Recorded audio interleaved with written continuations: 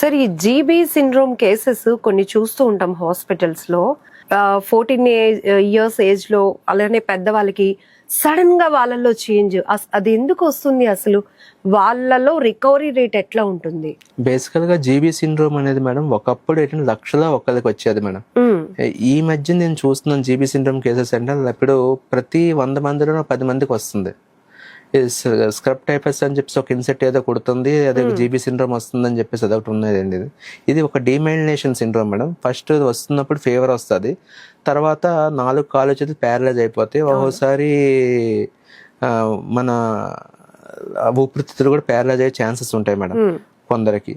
ఒకప్పుడు ఏంటంటే GB syndrome వచ్చిందంటే మాత్రం కంపల్సరీగా పేషెంట్ అనేవాడు ఇంకా బతుకుతాడా లేదా అనే రకంగా అనుకునేవారు అనమాట. అప్పుడు అంటే పేషెంట్ వెంటిలేటర్ మీదకి వెళ్ళిపోవడం ఇలాగ ఉండేది మేడం. ఇప్పుడు ఏంటంటే మేడం కొన్ని ఇంజెక్షన్స్ వచ్చాయి, దాని యొక్క ఇంటెన్సిటీని తగ్గిస్తున్నారు, ఇమీడియట్గా రీహాబిలిటేషన్ సర్వీసెస్ స్టార్ట్ చేస్తున్నారు, ఫిజియోథెరపీ.